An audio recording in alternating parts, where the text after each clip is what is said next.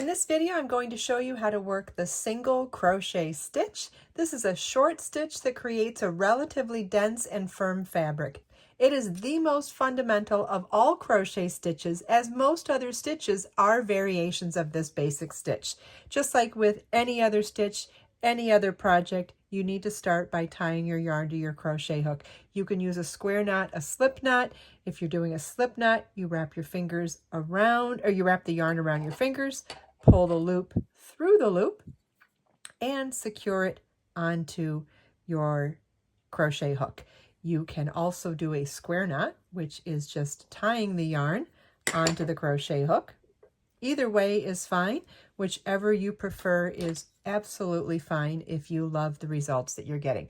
So once you tie your yarn to your crochet hook, you want to start with a beginning chain. This is what you do to set yourself up to begin stitching. So a chain is where you take this loop on your crochet hook and pull a loop from your working yarn through the loop on your hook. So the easiest way to do that is to be mindful of keeping this hook in the downward facing position. And then you're going to wrap the yarn over the hook and hook that yarn into the hook on the crochet hook and pull that loop through the loop. That's a chain. So we'll do that again. And you want to do this as many times as you need for how big you want to make your swatch, your square, your afghan, your scarf, whatever it is that you're making, in this case, in single crochet. However many chains or however many stitches you want to make sure you add one more chain, and I'll show you why when we start our first row. We need a starting chain to start single crochet. So let's see, how many chains do we have here now? Okay, so we have 12 chains now. We have our working loop and 12 chains. To work our first single crochet, we're going to work in the second chain from our hook. So again, we don't count the working loop on our hook, so we'll count back 1 and 2. Now you can choose to either work into the top loop of that chain. You can choose to work into the top 2 loops of the chain. You can even choose to work in the back loop of the chain. There is no wrong way to insert your crochet hook. It might just be based on the look that you're going for. Each of those different variations looks slightly different. Only thing that I would recommend is if you want to stay consistent through a project, like if it isn't a design aesthetic to change your technique, you want your stitches to be consistent throughout any given project. But please feel welcome to experiment with all of them and see which one you like the best. Okay, so we're going to skip our working loop, count back 1 and 2 chains, insert our crochet hook into that chain, wrap the yarn over our hook, and pull a loop through. You now have 2 loops on your hook. Yarn over and pull through both of those loops. That's one single crochet. Let's do it again. Insert your hook into the next chain, yarn over and pull a loop through, yarn over, pull through both loops on your hook. That's another single crochet. We'll do one more. Insert your hook, yarn over, pull up a loop, yarn over, pull through 2 loops on your hook. Okay, so now we have 3 single crochets here. It's pretty easy to see that we have 3 stitches here because you can see that texture. But what's going to happen is when we finish this row and turn our work to work the following row, it might be really helpful as a beginner to mark that stitch now. So I'll just put a stitch marker here now so that we remember that that's the stitch and it's not a chain. Often beginners have trouble being consistent in their rows because they don't recognize their stitches yet. And so I always think it's helpful to mark the beginning and end of your row to help you see those beginning and end stitches. Okay, so now I'm just going to single crochet in each chain across to finish row 1.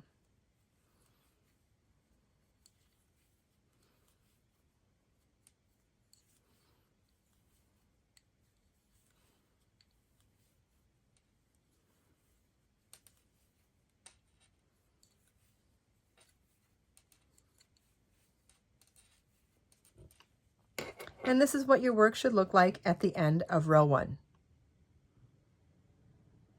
Okay, I have 11 stitches, and I'm going to show you how you can count this. I find it helpful to count from your most recent stitch backwards. So I would count 1, see we have that V at the top. We're going to count the V's.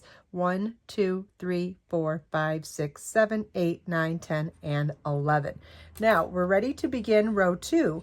And when you're working in rows, not rounds in crochet, you face the work, then you turn it and work your next row. And notice how the texture is different. That's why I'm saying the anatomy of the stitch is something that involves a learning curve. And until you recognize what a stitch looks on the front side and on the back side, it does get difficult figuring out where to put your stitches. And that's what I'm going to try to help alleviate in this video.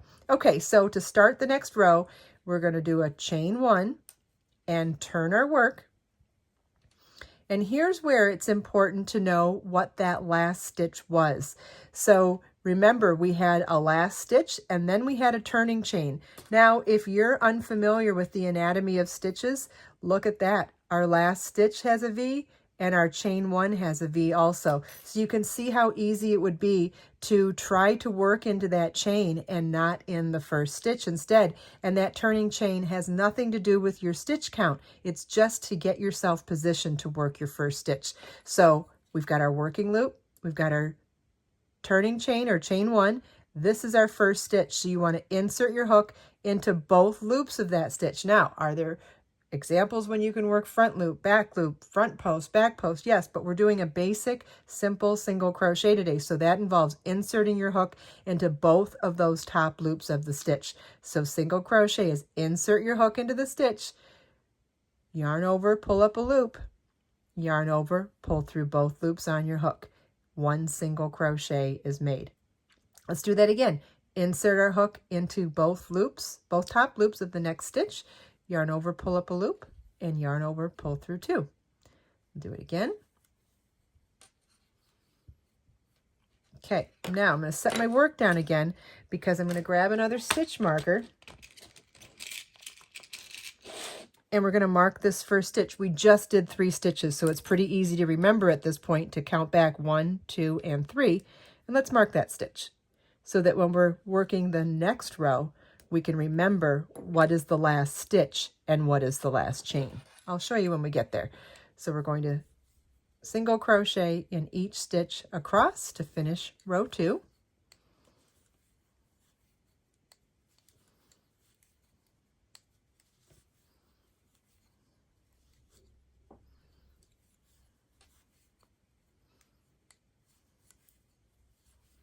Okay, so we're to our last stitch here, and you may be confused at this point. We've got a loop here, we've got the 2 loops there. You may question yourself about what's the last stitch, but because we have that stitch marker there, we don't have to question ourselves. There is the last stitch, and we have finished row 2, and we should have 11 stitches still.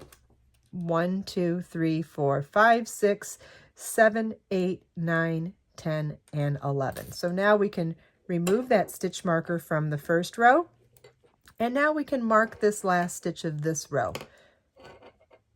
Now, if you are comfortable with recognizing your stitches and comfortable and you've got some experience here, you can stop using these stitch markers at some point, like when you use training wheels on a bike and you don't need them anymore, you take them off. This is only a suggestion for when you're new to crochet and you need reminders of these things. So we'll chain 1, turn our work, and now remember, it's chain and stitch. We're going to insert our crochet hook into that first stitch, not that turning chain. And as you can see, they look really similar when this is new. Let's do one more stitch, and then I can mark that first stitch again. And again, once you don't need your training wheels anymore, you can take these stitch markers off. But if you're having trouble getting your stitch count right with simple stitches like this, and single crochet can often be the hardest. I remember when I first started crocheting, and I started with a really big project of single crochet. My edges were not straight. My stitch count was off, and it was because I just didn't recognize what a turning chain was, what my first and last stitch at the beginning and end of each row was. It was just something that I had to learn over time, and I think that adding stitch markers would be a way to speed up that learning curve. Okay, here's our last stitch. So single crochet in that one. I'm going to take that stitch marker off now. All right, and then chain 1, turn our work.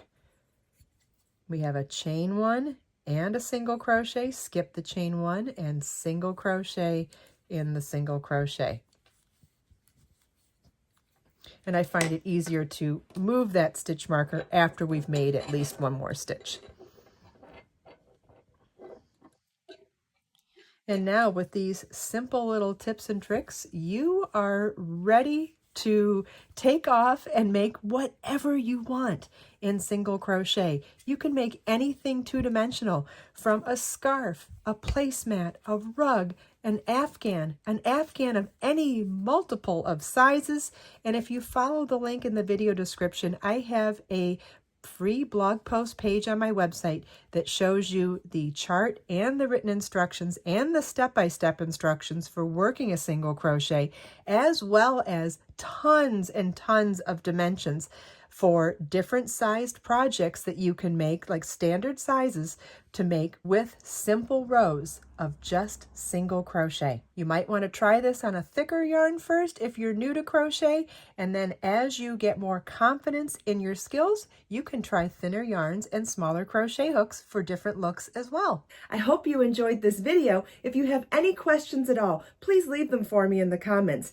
Everything we talked about today you can find as links in the video description below. Let us make time to create, share, and inspire today and every day. I'll see you in the next video.